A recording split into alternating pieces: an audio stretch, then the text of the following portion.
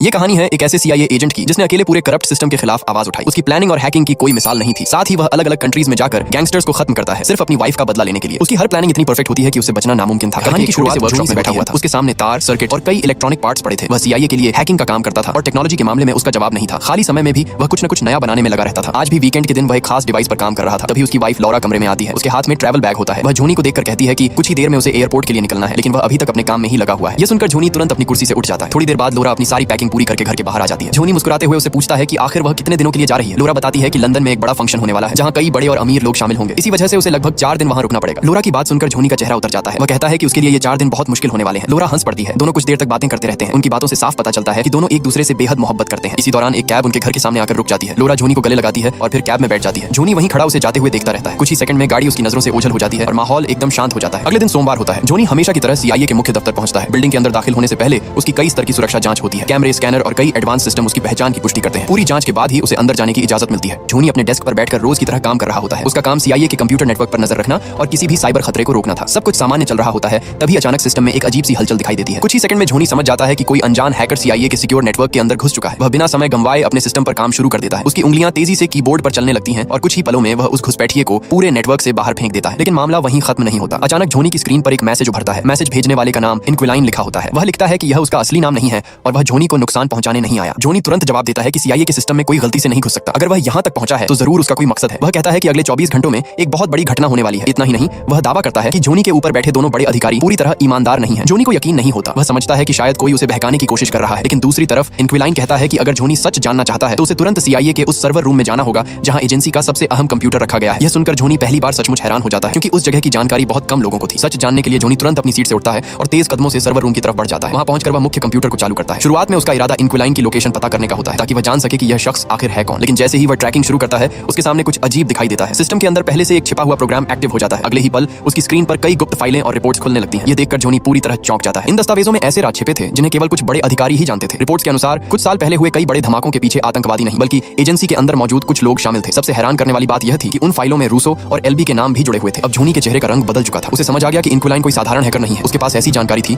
जो शायद CIA के बहुत कम लोगों के पास होगी। जूनी तुरंत मैसेज भेजकर पूछता है कि अगला हमला कहां होने वाला है। इनक्विलाइन जवाब देता है कि हमला लंदन में होगा, लेकिन सही जगह उसके पास भी नहीं है। फिर जूनी उससे उसका असली नाम पूछता है। जवाब में केवल इतना लिखा आता है, अभी नहीं, सही वक्त आने पर सब पता चल जाएगा। यह पढ़कर जूनी की बेचैनी और बढ़ जाती है। वह तुरंत सर्वर रूम से बाहर निकलता है। बाहर आते ही उसकी मुलाकात उसके करीबी दोस्त एलेक्स से होती है। एलेक्स जूनी का चेहरा देखकर पूछता है कि सब ठीक तो है, क्योंकि वह काफी परेशान दिखाई दे रहा था। जूनी अपनी घबराहट छुपाने की कोशिश करता है। वह कहता है कि शायद उसकी तबीयत थोड़ी खराब है। एलेक्स ज्यादा सवाल नहीं करता और उसे आराम करने की सलाह देता है, लेकिन असल में जूनी के दिमाग में इनक्विलाइन की बातें लगातार चल रही थीं। घर पहुंचते ही जूनी सबसे पहले लॉरा को फोन करने का सोचता है, लेकिन उससे पहले वह सीधे अपने सीनियर अधिकारी रूसो के पास पहुंच जाता है। जूनी उसे बताता है कि उसे शक है कि लंदन में बहुत जल्द कोई बड़ा हमला हो सकता है, इसलिए वहां अतिरिक्त सुरक्षा भेजी जानी चाहिए। रूसो उसकी बात सुनता है, लेकिन उसके चेहरे पर कोई चिंता दिखाई नहीं देती। वह आराम से कहता है कि अगर ऐसा कोई खतरा होता तो CIA को पहले से पता चल जाता। उसकी यह बात सुनकर जूनी को अजीब महसूस होता है, क्योंकि रूसो मामले को जरूरत से ज्यादा हल्के में ले रहा था। उसी समय एक संदेश आता है और जूनी को तुरंत डिप्टी डायरेक्टर के ऑफिस में बुलाया जाता है। जूनी बिना कुछ समझे वहां पहुंच जाता है। वहां का माहौल उसे कुछ अजीब लगता है। कमरे में मौजूद लोगों के चेहरे गंभीर थे, किसी के चेहरे पर मुस्कान नहीं थी। यह देखकर जूनी के दिल की धड़कन तेज होने लगती है। डिप्टी एलिजाबेथ कुछ पल तक खामोश रहती है, फिर वह भारी आवाज में कहती है कि उसे एक बहुत बुरी खबर देनी है। लंदन में कुछ समय पहले एक आतंकवादी हमला हुआ है। एलिजाबेथ बताती है कि इस हमले में लोरा भी मौजूद थी और वह बच नहीं सकी। ये सुनते ही जूनी पूरी तरह सुन्न रह जाता है। वह एलिजाबेथ से दोबारा जांच करने की गुजारिश करता है, लेकिन जवाब वही मिलता है, लोरा अब इस दुनिया में नहीं रही थी। उसी समय रूसो कमरे में मौजूद टीवी चालू कर देता है। न्यूज रिपोर्ट में हमले की फुटेज दिखाई जा रही होती है। जूनी कांपती आंखों से स्क्रीन की तरफ देखता है। वहां एक हथियारबंद आदमी लोगों को बंधक बना रहा होता है। कुछ सेकंड बाद वही आदमी लोरा पर गोली चला देता है। ये मंजर देखते ही जूनी अंदर से टूट जाता है। जूनी कई घंटों तक किसी से बात नहीं करता। उसका दोस्त एलेक्स उसे घर छोड़ने आता है। घर के बाहर मीडिया और रिपोर्टर्स की भीड़ जमा होती है, लेकिन जूनी किसी की तरफ देखे बिना सीधे अंदर चला जाता है। बैठे बैठे उसकी आंख लग जाती है। अगले दिन वह एयरपोर्ट पहुंचता है जहां लोरा की बॉडी लाई गई होती है। उस पल जूनी की हालत और भी खराब हो जाती है। वह खुद को संभालते ही उसके अंदर कुछ बदल चुका होता है। अब वह सिर्फ दुखी पति नहीं था। उसने फैसला कर लिया था कि लोरा की मौत के पीछे जो भी लोग हैं वह उन्हें ढूंढ निकालेगा, चाहे इसके लिए उसे पूरी दुनिया के खिलाफ ही क्यों न जाना पड़े। सुबह होते ही जूनी सीधे अपने कंप्यूटर के सामने बैठ जाता है। वह लंदन हमले से जुड़ी हर फाइल, हर वीडियो और हर रिकॉर्ड खंगालना शुरू कर देता है। अपनी हैकिंग स्किल्स की मदद से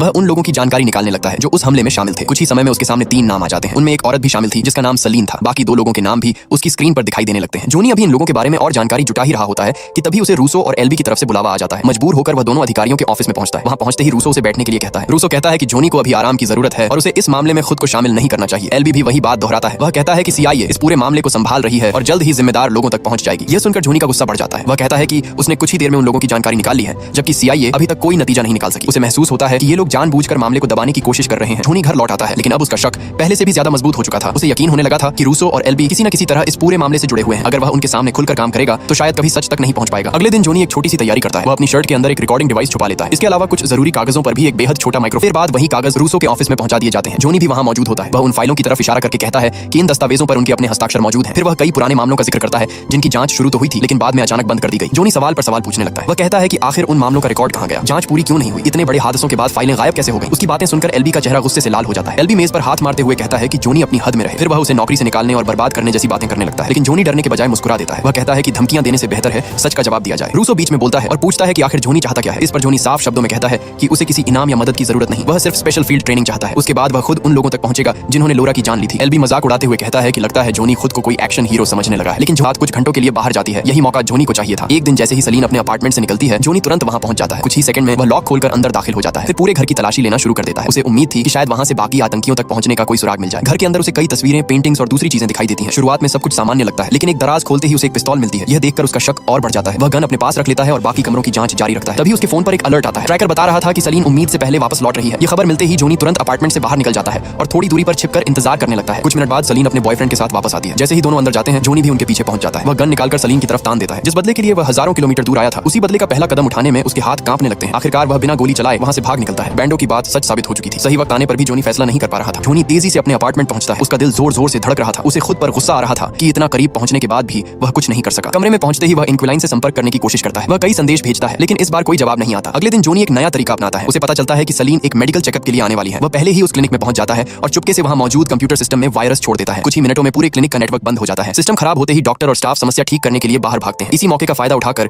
जोनी उस कमरे में पहुंच जाता है जहां सलीन अकेली बैठी थी। अंदर जाते ही वह दरवाजा बंद कर देता है और एक बेहोश करने वाला पाउडर हवा में छोड़ने लगता है। सलीन घबराकर पूछती है कि वह कौन है और क्या चाहता है। जोनी बिना समय गंवाए लिसांद्रो और मोनिसेंट के बारे में पूछता है लेकिन सलीन साफ इनकार कर देती है। वह कहती है कि उसे कुछ नहीं पता। इसी दौरान पाउडर अपना असर दिखाने लगता है और सलीन कमजोर पड़ने लगती है। लेकिन जैसे ही जोनी दरवाजा खोलता है सलीन अचानक उस पर टूट पड़ती है। दोनों के बीच जबरदस्त हाथापाई शुरू हो जाती है। लड़ते लड़ते वे क्लिनिक से बाहर सड़क तक पहुंच जाते हैं। सलीन भागने की कोशिश करती है तभी तेज रफ्तार से आती एक वैन उसे जोरदार टक्कर मार देती है। कुछ ही सेकंड में उसकी मौत हो जाती है। जोनी वहां खड़ा रह जाता है लेकिन जाते जाते वह सलीन का फोन अपने साथ ले लेता है क्योंकि उसे लगता है कि अब वही फोन उसे अगले दुश्मनों तक पहुंचाएगा।